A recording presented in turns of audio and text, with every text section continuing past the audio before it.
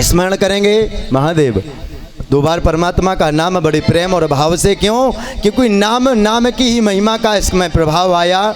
तो दो बार सब लोग अपनी वाणी से बोलना, जिसको भगवान ने वाणी दी हो ना, और दो हाथ दिए हो, थोड़ी थोड़ी ऐसे ऐसे करके मटका लिया करो, कुछ नहीं होने वाला। महादेव राधे राधे।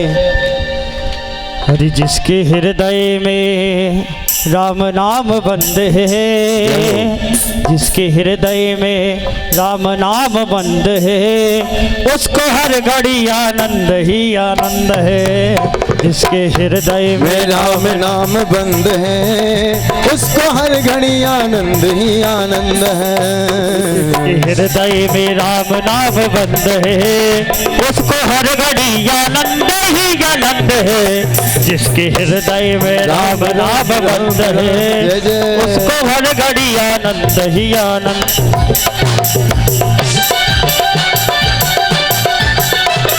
जय हो प्यारे के महादेव।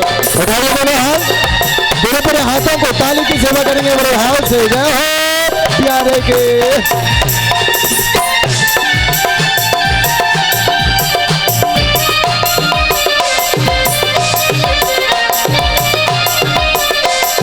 बम बम भोले।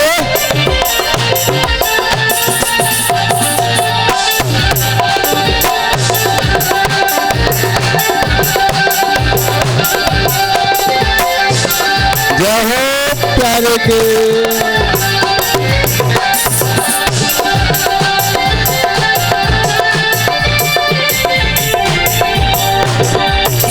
हो लेकर सिर्फ राम नाम का सहारा, इसी की दुनिया से करके किनारा।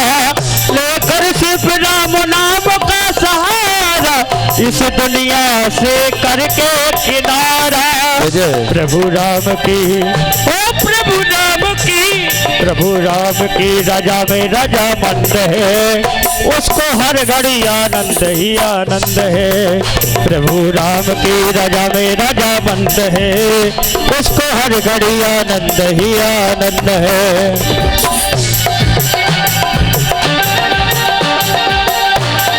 जय हो प्यारे के।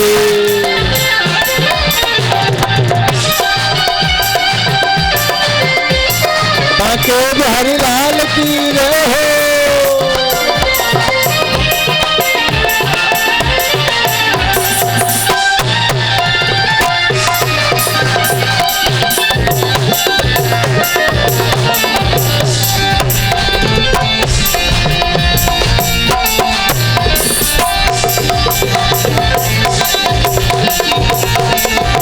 जय हो।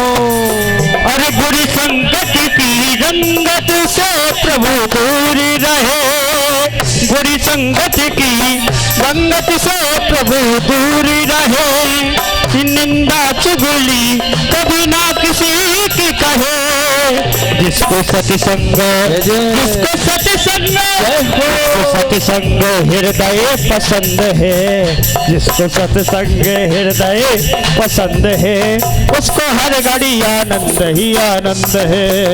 जिसको सत्संग हृदय पसंद है, उसको हर घड़ी आनंद ही आनंद है। जिसके हृदय में राम नाम बंद है, उसको हर घड़ी आनंद ही आनंद है। जिसके हृदय में राम नाम बंद है, उसको हर घड़ी आनंद ही आनंद है, आनंद है, आनंद है, आनंद है।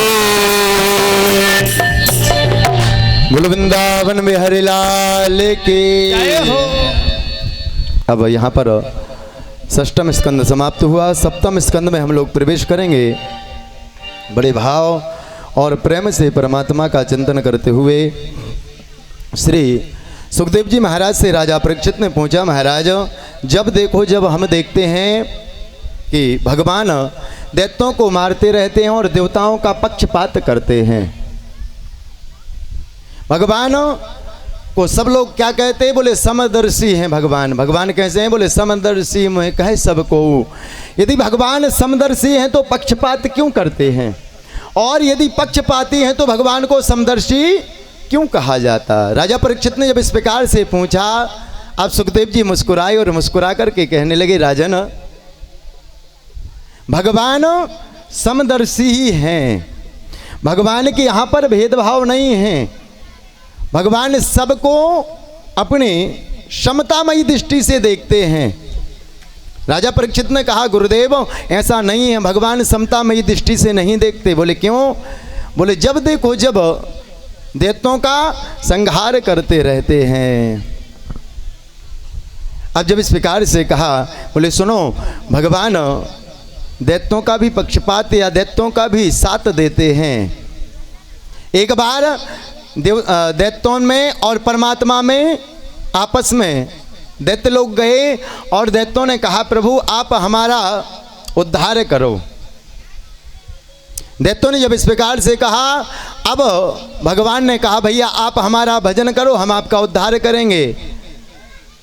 जब भगवान ने कहा भजन करो, अब दैत्य मुस्कुराए और दैत्य कहने लगे, बोले होए भजन नहीं तामस देहा। यदि हम भजन करने लगे तो हम में और देवताओं में अंतर क्या रहा?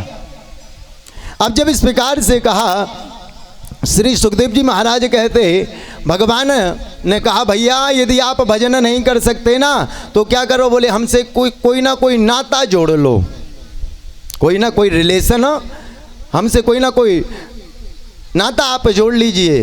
बोले हम आपको गाली दे सकते हैं। दैत्य लोग बोले हम आपको गाली दे सकते हैं। बोले कोई बात नहीं, आप हमको गाली दो, और तुम जब हमको गाली देते रहोगे ना, और गाली देते देते देते जब आपका पाप का घड़ा पूर्ण हो जाएगा तो हम आपका भी उद्धार कर देंगे। भगवान जितना सरल प्याले कोई नहीं हो सकता, जितना मेरा परमात्मा मेरा ठाकुर सरल है ना, इतना सरल कोई हो ही नहीं सकता।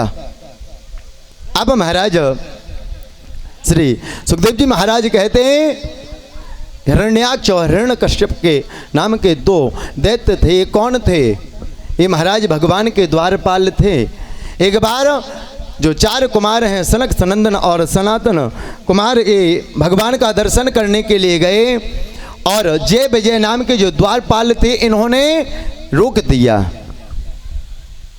आप लोग कथा जानते हैं, समय का अभाव है, जैसे ही रोका महाराज, अब इन्होंने लियो श्राप दे दी। बोले तुम क्या चाहते हो कि हम भगवान के परमात्मा के वैकुंठ में आ गए तो हमको यहाँ से जाना नहीं पड़ेगा, हम तुमको श्राप देते हैं, जाओ तुमको मनुष्य योनि प्राप्त हो। जैसे तू मैं झगड़ा हुआ, भगवान आए, भगवान ने समझाया, और अब जो द्वारपाल थे, जय और विजय द्वारपाल हरि के पिए दो, जय और विजय जान सबको है। तो जैसे ही महाराज परमात्मा आया, परमात्मा ने आकर के और दर्शन दिया और कहा, यदि ये 7 जन्म तक बनस्पत भक्त बन करके यदि ये जन्म लेंगे तो इनको 7 बार मृत्यु लोक में जन्म लेना पड़ेगा, फिर मरना पड़ेगा, फिर 7 बार जन्म लेने के बाद फिर आपका इनको संग प्राप्त होगा। और यदि राक्षस योनि में जाकर के 3 बार जन्म लें तो इनका उद्धार हो जाएगा। अब ये जय और विजय जो द्वारपाल थे, इन्होंने विचार किया, 7 बार परमात्मा के 7 बार या 7 वर्ष तक हम परमात्मा से दूर रहें, इससे अच्छा है कि 3 योनि 3 बार हम जन्म लेकर के और मरण हो जाए, इससे अच्छा ये है। अब महाराज कहा, बोले हम राक्षस योनि में जाएंगे। और महाराज कहते एक बार हिरण्याक्ष और हिरण्यकश्यप के रूप में, दूसरी बार दंतवक्त और शिशुपाल के रूप में, और तीसरी बार कहते कुंभकर्ण और रावण आदि के रूप में कहते हैं इनने ये जन्म लिया। अब महाराज जैसे हिरण्याक्ष हिरण्यकश्यप के रूप में जन्म लिया, भगवान ने रूप इनका उद्धार करने के लिया, और भगवान नरहरि नरसिंह के रूप में कहते महाराज इसके यहाँ पर प्रकट होंगे। क्यों भैया? जैसे ही इसके घर में अनेकों संतानें हुई, और अनेकों संतानें होने के बाद प्रहलाद जी का जब जन्म हुआ, प्रहलाद जी का जन्म होना था इससे पूर्व, अब ये भजन करने के लिए जाना था ब्रह्मा जी के पास, और भजन करने के लिए जब इसको जाना था, ये भजन करने के लिए गया, और जैसे जिस दिन भजन करने के लिए गया, देवगुरु बृहस्पति जिस वृक्ष के नीचे इसको भजन करना था उसके ऊपर बैठ गए तोते के रूप में, और नारायण नारायण नारायण कहने लगे। और दैत्य लोग भगवान का नाम अशुभ मानते हैं, वापस आया और देवी ने पूछा, कयाधु ने पूछा कि प्रभु आप तो भजन करने के लिए गए थे, आप तो कह रहे थे हम कई वर्षों तक नहीं आएंगे और तुम क्यों वापस आ गए। जब इस प्रकार से कहा, हिरण्यकश्यप कहने लगा, देवी आज का दिन हमारे लिए शुभ नहीं है। क्यों देवी, जिस वृक्ष के नीचे मुझे भजन करना था, तपस्या करनी थी, उस वृक्ष के ऊपर एक तोता और परमात्मा का नाम, जो हमारा शत्रु है उसका नाम ले रहा था, नारायण कह रहा था, और जैसे उसकी वाणी से, उसके मुखारबिंद से नारायण का नाम निकला, कयाधु आज प्रसन्न हो गए। क्यों, आज मेरे स्वामी के मुख से परमात्मा का नाम निकल गया। महाराज प्रसन्न हो गई, 16 श्रृंगार किए, 56 प्रकार के व्यंजनों को बनाया, थाल को परस करके लेकर के आई और पुनः पूछा, स्वामी जी वो तोता क्या कह रहा था। बोले देवी मैंने तुमको अभी बताया नहीं था, वो तोता कह रहा था नारायण। स्वामी जी मैं भूल गई थी। पुनः पूछा और एक बार नहीं महाराज, जैसे ही प्रसाद पाने के लिए बैठा, पुनः देवी ने पूछा, वो जो भोजन था वो प्रसाद बन गया। महाराज भोजन ग्रहण किया, एक बार नहीं 108 बार उसकी वाणी से परमात्मा का नाम निकल गया। संत लोग कहते और उसी रात्रि में कहते महाराज, उसी काल उसी समय में और कयाधु के जो गर्भ आया और महाराज जिनसे गर्भ आया और वो जो प्रसाद ग्रहण किया था भगवान का, जब भोजन हम आप लोग करें ना भैया, एक तो प्रतिदिन परमात्मा को प्रसाद लगाना चाहिए जो आप बनाओ। कई लोग कहने लगते महाराज हम लहसुन प्याज डालते, तो शास्त्री कहते कि नहीं खिलाना चाहिए भगवान को। भगवान को भोजन सात्विक भोजन लगाना चाहिए। और भगवान को रास्ते का चला हुआ या हम आप मार्केट से ये कहीं कुछ चीज़ें, ये वाली जो चीज़ें हैं फल मीठा आदि हैं, इनको आप प्रसाद लगा सकते, लेकिन जो अन्य चीज़ें उनको प्रसाद नहीं लगाना चाहिए। परमात्मा को किस हाल में वो बना रहा है, उसने कौन सी क्रिया की, इसके बाद स्नान किया या नहीं किया, तो शुद्धता और पवित्रता से परमात्मा को भोजन का प्रसाद जो आप बनाएं, दाल रोटी से लेके भाजी रोटी तक परमात्मा सब स्वीकार करता है प्यारे।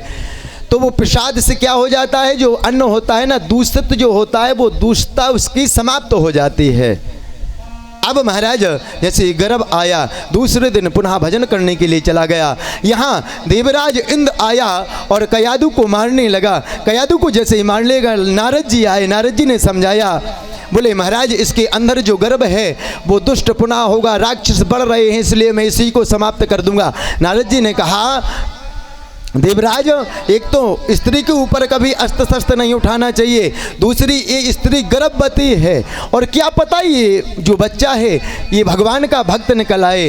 नारद जी कयाधु को अपने आश्रम में लेकर के गए और नारद जी की सेवा करने लगे। नारद जी भगवान की कथाएं सुनाने लगे और प्रहलाद जी महाराज गर्भ में ही भगवान की उन कथाओं को श्रवण करने लगे। शास्त्र कहते हैं जब कोई माता बहन को कोई संतान होनी हो ना, परमात्मा का प्रतिदिन दर्शन करे, कथाओं को सुने, वो संतान सुंदर होती है, उसकी बुद्धि निर्मल होती है।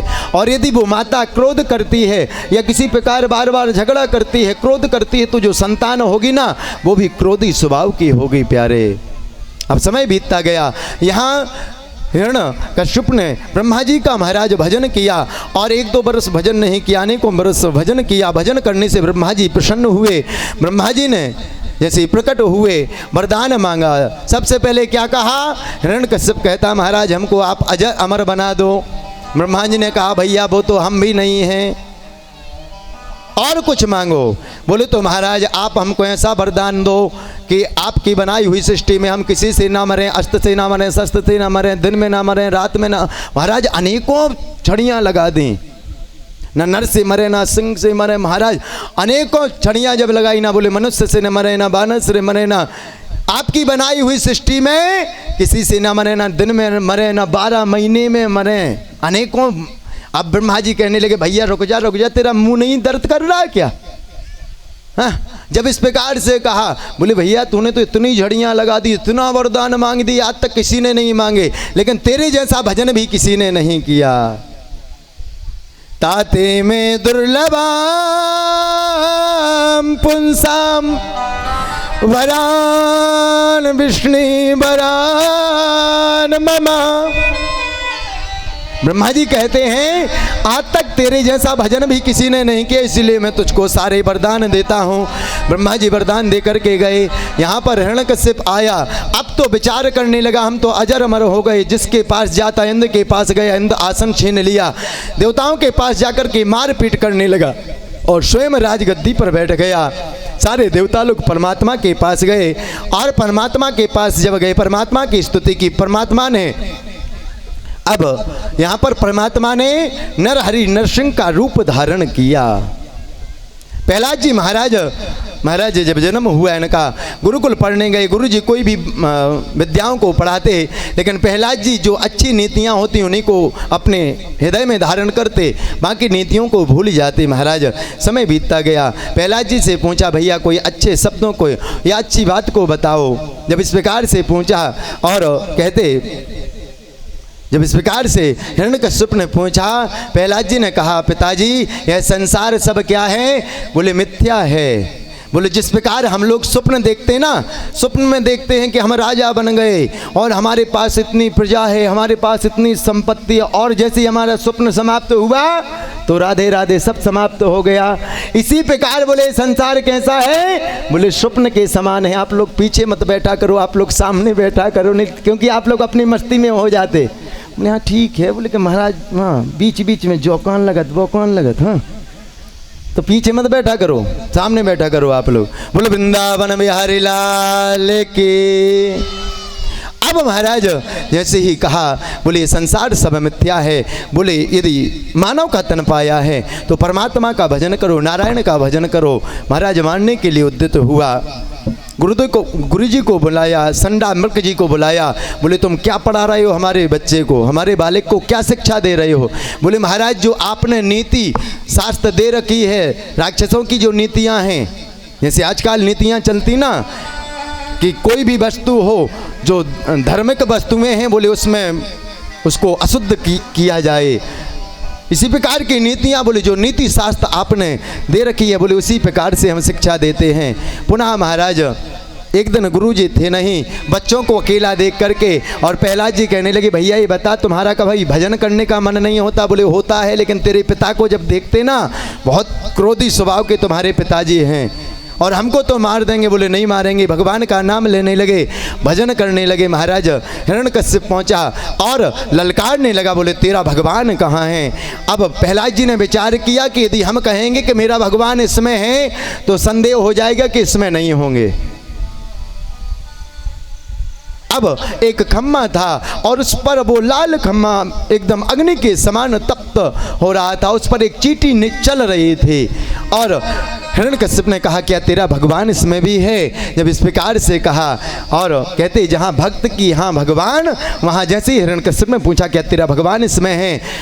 प्रहलाद जी ने कहा मेरा भगवान इसमें है। और जैसे ही खड़ग का प्रहार किया महाराज, और खड़ग को प्रहार करते ही नरहरि नरसिंह भगवान उस खम्मे से प्रकट हो गए। बोलो नरसिंह भगवान की।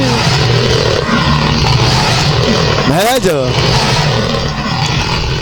नरसिंह भगवान का क्रोध पारावार नहीं, इतने क्रोध में है नरसिंह भगवान। और जैसे ही नरसिंह भगवान को देखा सारे दैत्य कांपने लगे। और जैसे ही नरसिंह भगवान को देखा देवता लोग आए। अब तो महाराज सारा हमको लगता है ब्रह्मांड समाप्त हो जाएगा। नरहरि नरसिंह भगवान की जीवा है, हाथ हैं कप कपा रहे हैं, मानो आज सारा विश्व ब्रह्मांड समाप्त हो जाएगा।